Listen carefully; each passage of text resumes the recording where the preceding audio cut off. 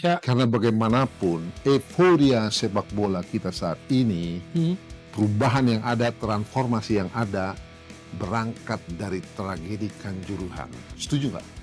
Ini kan menunjukkan bahwa penegakan disiplin, penegakan hukum di PSSI masih belum seperti istilah transformasi. Ya. Lalu 2 tahun Kanjuruhan, ada penonton di Jalak Harupat yang turun ke lapangan. Itu kan ngeri. Itu kan gambar yang traumatis atau kejadian yang traumatis karena di Kanjuruhan dimulai dari situasi penonton turun ke lapangan kan. Jadi sebetulnya kita belum sepenuhnya transformasi.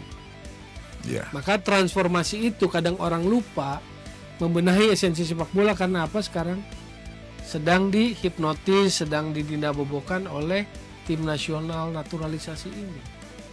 Berlebihan nggak kalau seandainya, ini kan masih bulan Oktober, Ya, timnas kita tampil di Bahrain dan China, ya, pakai pita duka, enggak berlebih. mengenang Ya. tragedi Kanjuruhan. Ya, Anda setuju? ya.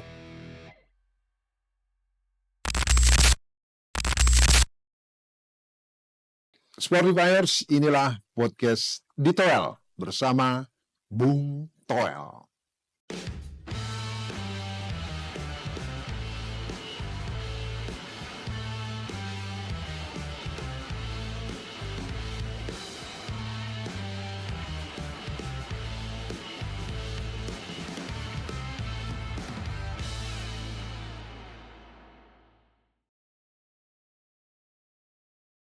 Baik, Indonesia akan bertandang ke kandang Bahrain, kemudian terbang ke China.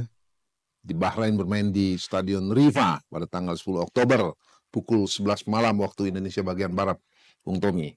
Kemudian di Cina di Stadion Sepak Bola Pemuda Qingdao itu main pukul 19 waktu Indonesia Barat. Nah, semua sudah disiapkan termasuk pesawat charterannya. Karena kita ingin, Ketua Umum Erick Thohir ingin kita mencuri poin. Kalau perlu menang-menang keduanya. Bung Toel pasti punya catatan. Orang lain pun sudah banyak memberi catatan, memprediksi. Tetapi tanpa catatan dan kulikan Bung Toel, rasanya kurang lengkap. Ibarat makanan belum ada sambelnya. Karena cuma Bung Toel yang beda. Silakan Bung Toel. Tapi ngomong-ngomong baju, apa tulisan itu? Bandit football. What the meaning bandit football? Enggak, ini kan tadi wardrobe. Wardrobe tuh ada 2 pilihannya. Bandit football sama bandit football. Terus? Jadi saya pilih yang bandit aja lah. Kenapa begitu? Karena pandit sekarang udah berserakan. Seperti jamur di musim hujan. Bukannya Anda ikut-ikutan, kemarin ada Putra Mulyono, gara-gara disebut Mulyono. Kemudian ada saya buzzer STY, gara-gara sebelumnya ada yang ngomong menuduh quote-unquote STY diperkuat oleh buzzer. Apa bedanya jadi lu sama mereka-mereka? Enggak dong. Kalau ikut-ikutan begitu namanya ikut gendangnya, ikut gendang irama gendang mereka. Saya selalu bikin isu baru kan. Ketika pandit-pandit bermunculan bak jamur di musim hujan, saya jadi bandit aja. Bandit football. Bandit quote-unquote. Iya, bukan bandit yang pencuri, ya, bukan yang suka berbuat jahat. Ya ini satir lah. Dari pandit ke bandit gitu kan. Siap. Oke, lanjut. Jawabannya apa tadi? Yang mana tadi? Oh ya, oke. Persaingan grup ini kan secara reputasi sepak bola kan Jepang, Australia, Arab. Jadi sebetulnya perebutannya adalah peringkat 4 yang realistis yang sedang diperebutkan oleh Indonesia, Bahrain dan Cina kan begitu. Kalau kita mau pakai klaster persaingan di round 3 ini. Jadi kalau kita anggap Jepang, Australia akan tetap mendominasi di atas, atau katakanlah ada yang terpleset, sebetulnya yang diincar yang realistis kan sejak awal Sintayong ngomong kan peringkat 4 supaya bisa lolos ke round keempat gitu kan. Nah, persoalannya sekarang sebetulnya soal mindset, soal cara berpikir gitu loh. Dengan pendamaian lagi 2, Miss Hilger dan Eliano Reinders, ini mau seperti apa? Kan selalu dari awal saya bilang mau inferior atau mau berubah gitu kan. Karena kalau berdasarkan maestronya sepak bola, suhunya sepak bola, filsufnya sepak bola, Johan Cruyff, taktikal itu bukan sekedar sistem. Jadi soal mindset, dia bilang. Nah, kalau saya kasih contoh kan pasti yang langitan, yang bagus dong. Contoh, Guardiola itu punya filosofi. Jadi kemana dia datang, dia akan bentuk sepak bola seperti yang dia punya mindset dia. Jurgen Klopp begitu, Ralf Rangnick begitu dengan gegenpressingnya. Jadi itulah orang-orang yang punya filosofi. Sekarang adakah mindset itu? Adakah yang nanti akan berubah di Bahrain dan Cina?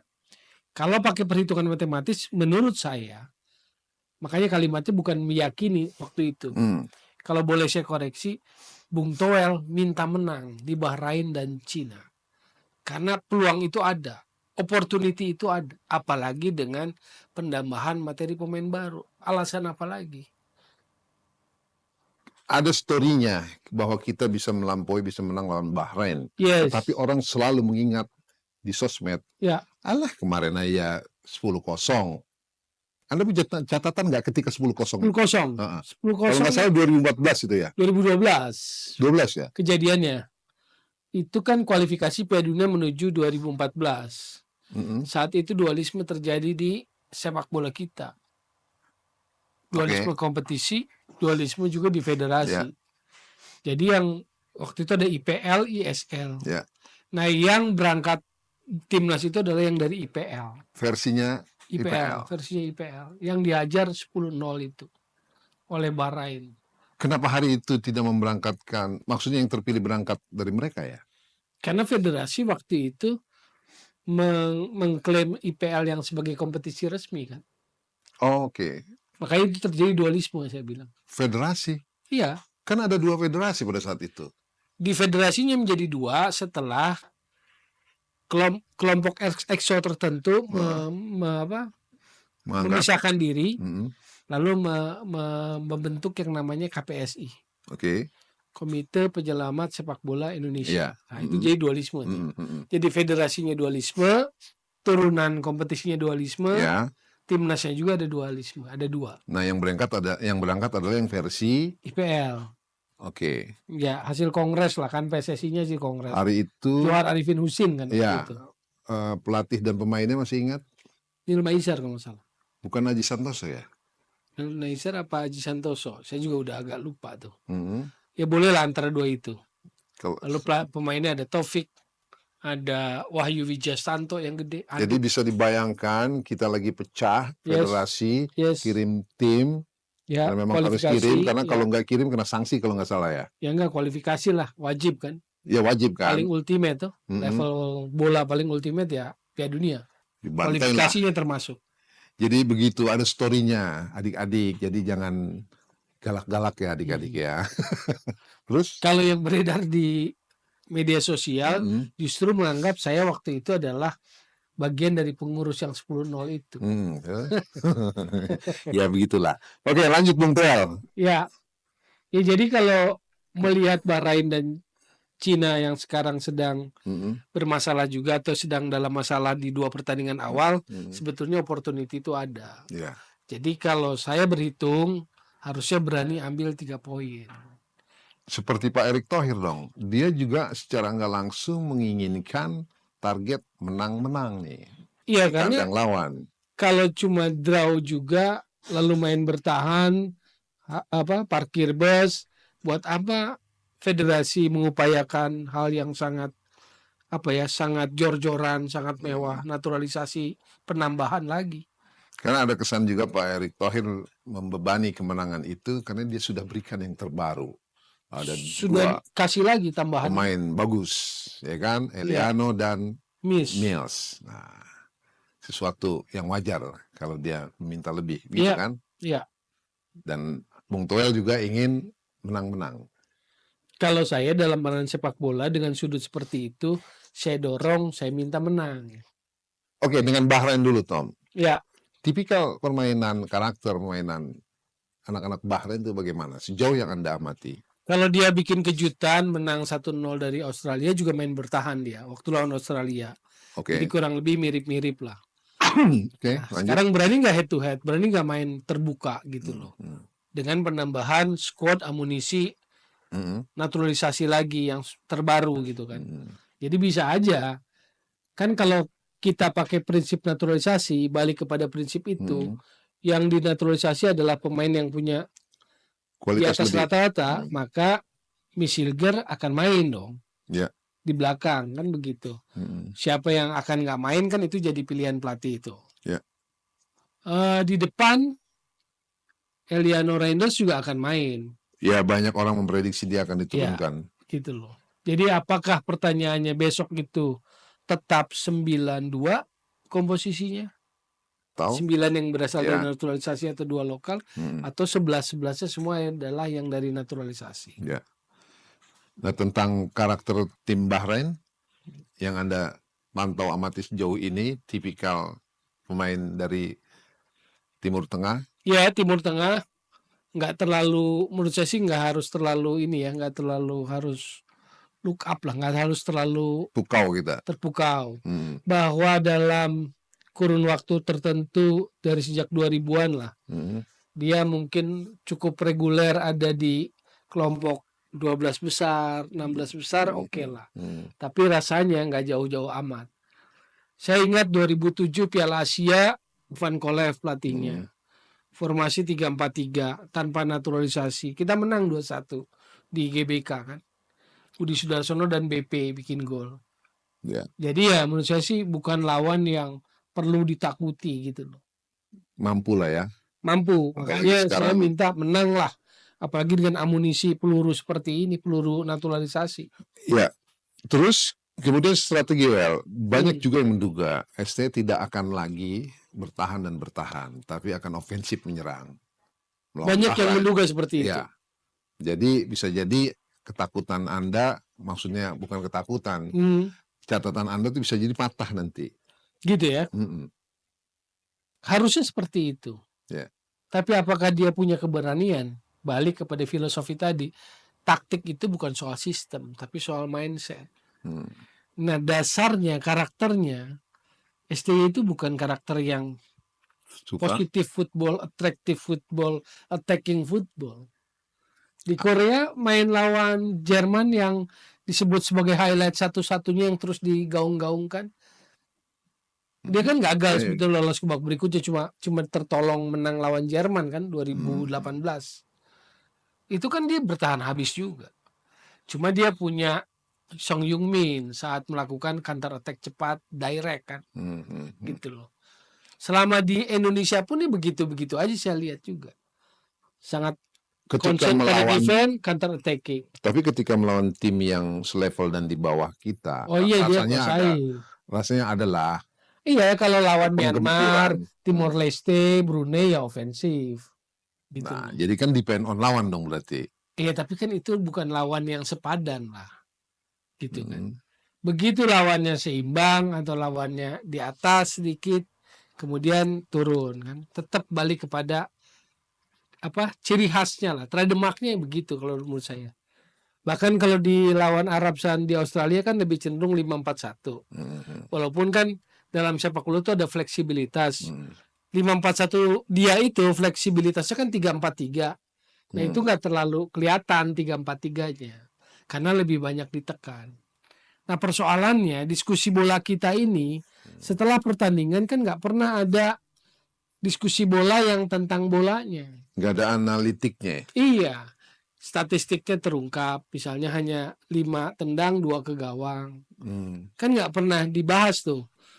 Kok minim sekali kan. Australianya kan 15-5 nggak salah. Maksudnya tidak pernah dibahas secara khusus. Nggak pernah. Yang dibahasnya kan hal-hal lain itu. Kenapa kira-kira? Kenapa? Nggak ada yang membahas atau cuma Anda aja yang memberi catatan? Yang lain cuma highlightnya aja? Ya karena ini kan sepak bola era media sosial. Sepak bola era media sosial. Jadi cukup kita lihat media sosial aja gitu. Yang muncul seolah yang media sosial. Gitu loh. Kalau saya ngomong sendirian ya nggak bisa juga kan. Ya. Tapi kalau dalam lingkup kelompok tertentu misalnya dengan pelatih ya mereka juga ngomong. Nggak ada ya bahasan bola sekarang. Nggak ada memang. Kalau lawan Gini kartu merah dan nangis yang ditonjolin kan. Jadi kita nggak bisa objektif. Jadi maunya Bung Toel nih siapa yang menginisiasi itu untuk membahas setiap kali hasil pertandingan? Saya nggak bisa memaksa siapapun ya. Cuman Tapi yang pantasnya lah. itulah eranya. Bahkan kalau kita perhatikan setelah acara kemarin itu yang awarding itu, yang ada yang menyebut buzzer gitu kan, buzzer STY. Itu kan berikutnya kalau kita perhatikan di media sosial, kalau menurut saya menjadi ada semacam framing atau agenda setting media itu, jangan ganggu timnas kami.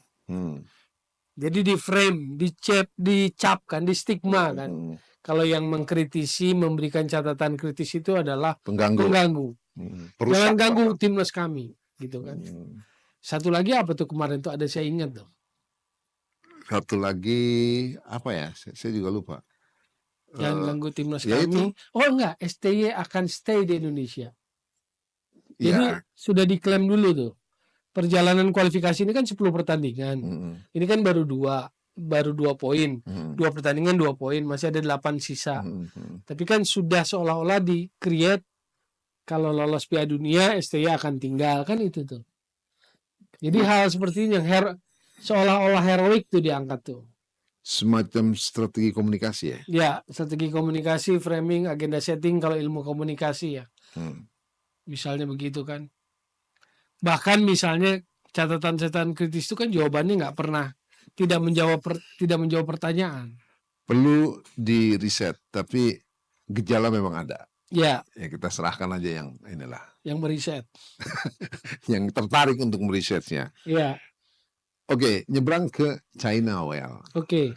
Kemudian kan dari Bahrain tanggal 10, kemudian terbang ke China. Nah itu dari lokasi aja kan cukup jauh segala macam.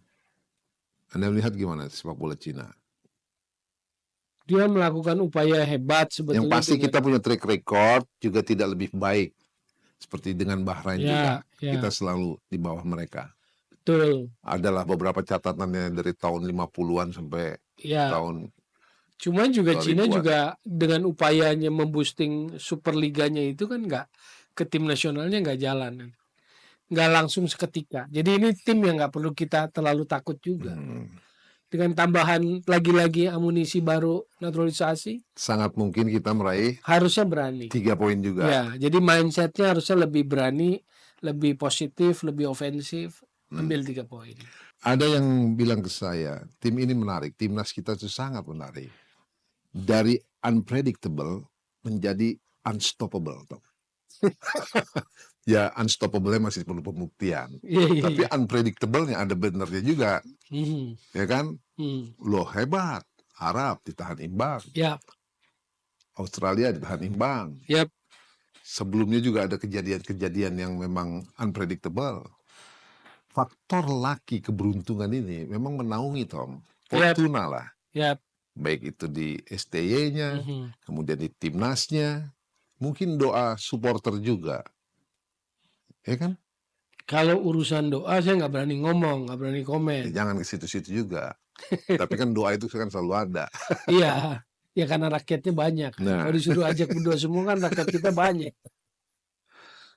Yang bisa melawan itu kan India, China sama Amerika. Sama Rusia.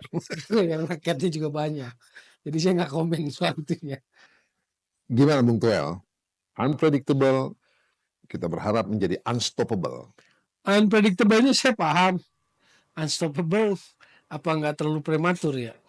Atau terlalu berlebihan gitu loh. Unstoppable lah lagunya akan seperti itu nanti. Oh gitu ya. Jadi tergantung mazhab lah. Kalau lihat sepak bola tergantung mazhab lah. Kalau saya mau bilang soal mazhab sekarang. Kalau mazhabnya hasil, ya hore-hore lah sekarang. Gitu ya. Hore-hore kan. Unpredictable, unstoppable gitu loh. Perjalanan baru juga 2 pertandingan. Baru 20% dari 10 pertandingan harus dijalani. Kalau orang teknik benar. Tapi melihatnya dari belakang dong. Dari semenjak euforia 16 besar. Makanya kalau mau orang mazhabnya hasil pasti hore-hore gitu. Tapi kalau orang mazhabnya sepak bola, ya nggak bisa hore-hore karena dia akan bertanya, dia akan selalu memiliki pertanyaan bahwa timnas kita sekarang ini punya prospek kan itu yang sedang di framing juga oleh banyak orang, oleh banyak influencer. oleh banyak buzzer. Hmm. Itu kan nanti marah lagi dibilang buzzer. Kalau saya kan Enggak, tagarnya udah ada. sudah ada ya. Kan itu yang di framing. Biarkanlah kami menikmati round 3, katanya kan begitu. Ya itu makanya saya bilang mazhabnya mazhab hasil. Tapi kalau mazhab sepak bola, maka pertanyaannya, dari timnas yang muncul ini, apa yang dibangun dari sepak bola Indonesia? Yang ingin dibangun? Yang dibangun dari sepak bola Indonesia apa? Ya, kalau bahasanya membangun, Tom, itu memang proses. Artinya Ya, artinya kan begini. diatensi juga sama PSSI, tapi kan butuh waktu lama panjang. Iya. Butuh biaya juga yang banyak. Makanya mazhabnya kan mazhab hasil, kan orientasinya kepada hasil. Dengan cara apapun pokoknya hasil gitu loh. Tapi maka akan pertanyaannya seberapa sustain. Jadi belum akan membentuk sepak bola, tapi membangun timnas kayaknya, Tom. Itu membentuk timnas namanya, bukan membangun timnas. Ya, cuma membentuk. Ya membentuk. Iya. Fokusnya ke situ.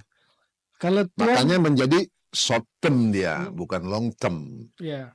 Tapi hati-hati kita ngomong begini, Wel. Kenapa? Negeri ini sedang ingin ke Piala Dunia. Gitu. Oh iya, negeri ini sedang ingin Piala Dunia. Dulu kan ada tagar kan tuh, kota ini ingin juara, sedang ingin juara.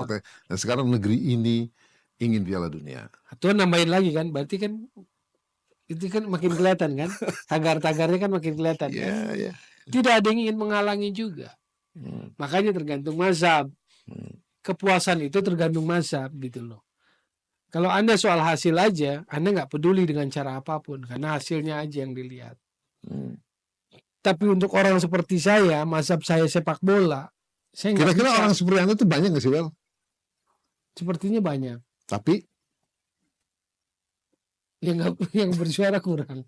Karena apa? Ya karena rendah media sosial. Siapa yang ingin diserang seperti saya di media sosial? Bahkan sampai anak istri, kan nggak ada yang mau lah. Nggak ada yang mau. Saya juga nggak mau. Bisa bilang banyak karena Anda melihat di circle lingkungan Anda tuh bagaimana? Ya kalau dari orang-orang bola yang mazhabnya bola sih, yang pelaku-pelaku bola ya pasti. Karena itu tadi kalau kita bertanya pada istri dengan timnas ini apa yang dibangun dari sepak bola Indonesia? Kan kita meminjam pemain-pemain yang dibangun oleh sepak bola Belanda kan? Meminjam bahasa Anda? Ya kita meminjam dong. Menggunakan, memanfaatkan kan.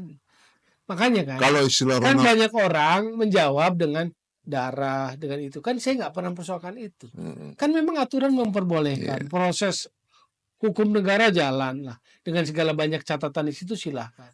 Saya nggak mau masuk. Tapi masa bahasanya meminjam sih? Terus apa? Dari sisi sepak bola? Kayak Ronald Koeman dong, mengambil. Meminjam. Iya kan? Apakah sepak bola kita punya kontribusi di situ? Misalnya ketika yang main nanti 11-0 gitu loh. Iya. Iya kan? Maksud saya ini soal kepuasan. Iya. Satisfy saham sepak bola. Apa saham sepak bola di timnas kita?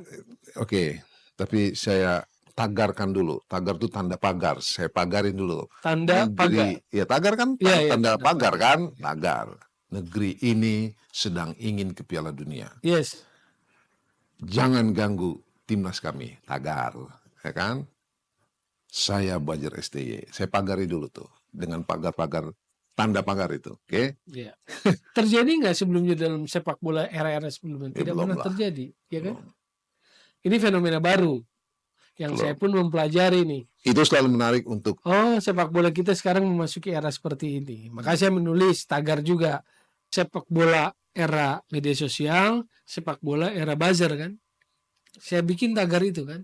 Oh gitu. Sepak bola era buzzer. Luar biasa Bung Toel ini.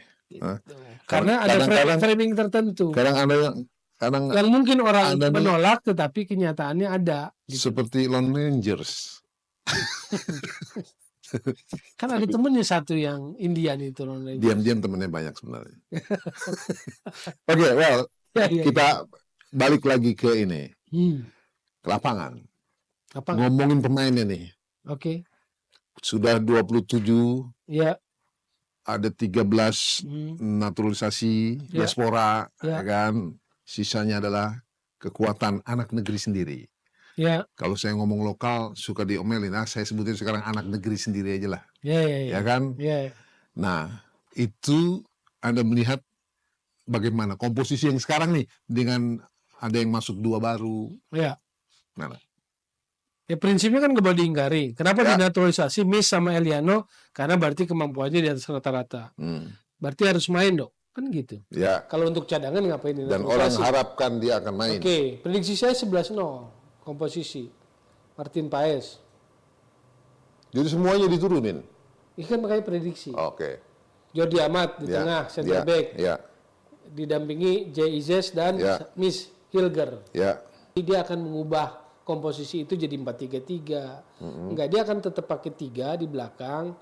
Cuma sekarang dia lebih berani ofensif enggak. Kalau waktu lawan Arab dan Australia, wingbacknya kan turun semua jadi 5. Gitu loh. Nah sekarang si wingbacknya berani didorong lebih ofensif enggak. Tapi core-nya tetap gitu. Dia akan pakai 3. Jordi Amat, Miss Hilger dengan Jay Izes 3. Ya. Di depan Martin Paes. Di kirinya Calvin Verdong. Di kanannya Ya. Sandy Walsh, Ya. kan begitu. Di tengahnya duet Ivar Jenner dengan Nathan Chua-on. Oke. Nah, sekarang ketika STY pilih Nathan Chua-on, membangku cadangankan Tom Haye, berarti kecenderungannya sebetulnya dia tipikal memang orang pelatih yang cenderung bertahan. Dia memilih gelandang yang bekerja ketimbang gelandang yang kreatif seperti Tom Haye. Tom Haye itu kan kelihatan Dia kalau gelandang pegang kreatif bola ya. kan. Iya. Dia itu kalau pegang bola nyerang baru kelihatan. Rotate dia sih. Tukang naro-naro bola kan. Tom Haye gitu kan. Tapi kelihatan waktu lawan Australia di sini pun Tom Haye cadangan, Nathan Chua-on dengan Ivar Jenner. Oke. Tuh kan. 2, 3 di depannya yang sekaligus bisa turun juga adalah Eliano, Ragnar dan Rafael Struijk kelihatan tetap jadi favorit. Ya. Jadi yang tersingkir di depan adalah antara Witan dan Aduh, Marcelino. ke midfielder dulu nih. Ada lagi tentang pemain? Ya akhirnya Hoki Caraka akan duduk manis di cadangan, Dimas Derajat akan duduk manis di cadangan. Walaupun kembali framing yang terjadi, misalnya di media sosial ketika pemain-pemain itu bikin klub di klubnya, bikin gol di klubnya, di Sleman, Dimas Derajat di Persib, lalu diklaim lah oleh ya anggaplah apa ya, influencer, buzzer itu bahwa sentuhan atau racikan atau apa namanya, pelatih striker di timnas terbukti mulai gacor kan. Itu saya baca yang pemain Persib itu kan. Dimas Derajat bikin gol. Artinya apa? Diklaim. Kan kasihan pelatih di klub. Pulang dari timnas, moncer. Itu kayak itu kan, ayam punya telur, sapi punya nama. Meaningnya? Telur mata sapi. Yang punya telur ayam, yang punya nama sapi. Iya. Ketika pemain itu balik ke klub terus bikin gol, terus diklaim kerja itu. Nah di klub jadi apa itu pelatih-pelatih di klub? Iya. Spotifyers, sebelum closing saya ingin sedikit juga meminta catatan Bung Toel karena ini bulan Oktober, belum lama tanggal 1 di mana tanggal 1 Oktober adalah terjadi tragedi Kanjuruhan. Nah, saya tanyakan ini Bung Toel, karena bagaimanapun euforia sepak bola kita saat ini, perubahan yang ada, transformasi yang ada, berangkat dari tragedi Kanjuruhan. Setuju nggak? Iya. Karena dari situlah peristiwa yang menyedihkan itu, yang mencekam, yang sampai sekarang orang masih rasakan perih dan sakitnya, jangan kita lupakan. Iya, betul. 1 Oktober 2022. Ya. 2 tahun lalu, tragedi Kanjuruhan. Itu sebuah momen yang harus kita ingat terus. Karena kalau dari sisi keadilan korban kan belum. Belum terpenuhi lah. Saya dalam kaitan ini selain waktu itu pernah meminta secara terbuka kepada Exco PSSI untuk mundur sebagai sebuah tanggung jawab moral kan. Karena hanya itu yang saya bisa berani katakan sebagai pengamat secara moral gitu loh, based on statuta dan sebagainya. Beda lagi dengan hukum positif. Kemudian saya juga terlibat di misalnya sebagai narasumber di LPSK lah ya, Lembaga Pelindungan Saksi Korban yang juga turun investigasi ke Kanjuruhan. Lalu dari kesaksian berbagai pihak, saya memang melihat ini kalau secara keseluruhan beyond football, melampaui sepak bola. Bahwa sepak bolanya ada moral yang harus dipertanggungjawabkan, iya. Maka kalau dalam urutan kronologi saya, tanggal 28 Oktober itu rapat Exco, PSSI-nya Iwan Bule, lalu di situ diputuskan KLB. Atas dasar, kenapa waktu itu memutuskan KLB? Karena ada Persis dan Persebaya yang meminta itu. Walaupun belum memenuhi syarat untuk secara jumlah ya. Tapi kan itu direspon oleh Exco PSSI waktu itu, 28 diputuskan KLB, maka terjadilah KLB. Jadi yang saya pahami dari pernyataan Tuan Yusuf tadi bahwa ini adalah pintu masuk transformasi, memang betul.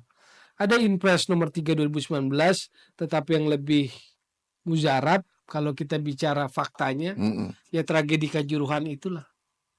Yang kemudian responnya misalnya stadion gitu kan diperbaiki.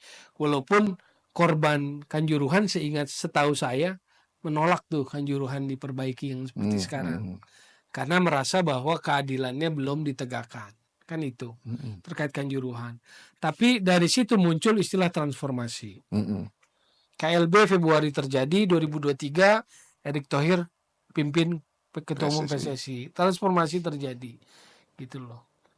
Jadi ya ada utang sebetulnya. Utang pada Kanjuruhan. Pada korban-korban Kanjuruhan kalau transformasi itu tidak benar-benar dikerjakan. Siapa yang lebih berhutang? Yang diberikan kewenangan itu. Dalam hal ini federasi katakan. Iya kan? Kan salah satu dari tim Satgas pemerintah bentuk itu di bawah Menko Polhukam kan juga salah satu rekomendasinya KLB kan. Terjadi juga kan KLB. Berarti terjadi pergantian kepemimpinan. Cuma jangan sampai terjadi pergantian kepemimpinan yang apa ya? Yang hanya ganti casing gitu loh. Tapi esensinya nggak berubah. Karena masih ada juga exco lama yang masih masuk. Artinya secara moral mereka dalam bahasa saya nggak tahu malu lah. Masih mau gitu loh duduk. Nah, sekarang oke lah mereka duduk. Sekarang transformasinya di mana? Sepak bola, timnas transformasinya lewat naturalisasi kan. Belum memaksimalkan semua potensi anak bangsa. Makanya saya mengkritisi STY karena apa? Sebagai pelatih tim nasional, apa yang dia kerjakan untuk meningkatkan kualitas pemain kita di level tim nasional? Itu saya kritisi. Yang kedua, di kompetisi kan masih banyak persoalan. Match fixing, penegakan hukumnya, kasus PON belum beres juga sampai sekarang, sanksinya apa? Para perangkat pertandingan yang terlibat di kasus PON itu, Aceh, Sulteng, lalu temuan baru yang Jabar, Sumut, itu udah bertugas lagi di kompetisi. Ini kan menunjukkan bahwa penegakan disiplin, penegakan hukum di PSSI masih belum seperti istilah transformasi. Lalu 2 tahun Kanjuruhan, ada penonton di Jalak Harupat yang turun ke lapangan. Itu kan ngeri. Itu kan gambar yang traumatis. Atau kejadian yang traumatis karena di Kanjuruhan dimulai dari situasi penonton turun ke lapangan kan. Jadi sebetulnya kita belum sepenuhnya transformasi. Maka transformasi itu kadang orang lupa membenahi esensi sepak bola karena apa sekarang sedang dihipnotis, sedang didindabobokan oleh tim nasional naturalisasi ini. Berlebihan nggak kalau seandainya ini kan masih bulan Oktober, timnas kita tampil di Bahrain dan China, pakai pita duka, nggak berlebihan, mengenang tragedi Kanjuruhan, Anda setuju? Sekarang tiket transformasi itu kalau kita bicara kronologis historis dari Kanjuruhan bukan? Ya makanya, kan? Saya dalam hal ini mewakili Sportify, ingin itu terjadi. Betul. Ada pita duka. Setuju. Mengenang tragedi Kanjuruhan. Saudara-saudara sepak bola kita menjadi korban. Mana yang lebih ampuh? Impres nomor 3 soal perbaikan infrastruktur atau tragedi Kanjuruhan? Triggernya tragedi Kanjuruhan semuanya. Baik, Bung Toel. Terima kasih Spotifyers. Itulah perbincangan saya dengan Bung Toel. Saya nggak tahu apakah request Bung Toel didengar atau tidak. Request Spotify didengar. Ada pita duka mengenang tragedi Kanjuruhan di Bahrain dan China. Wassalamualaikum warahmatullahi wabarakatuh.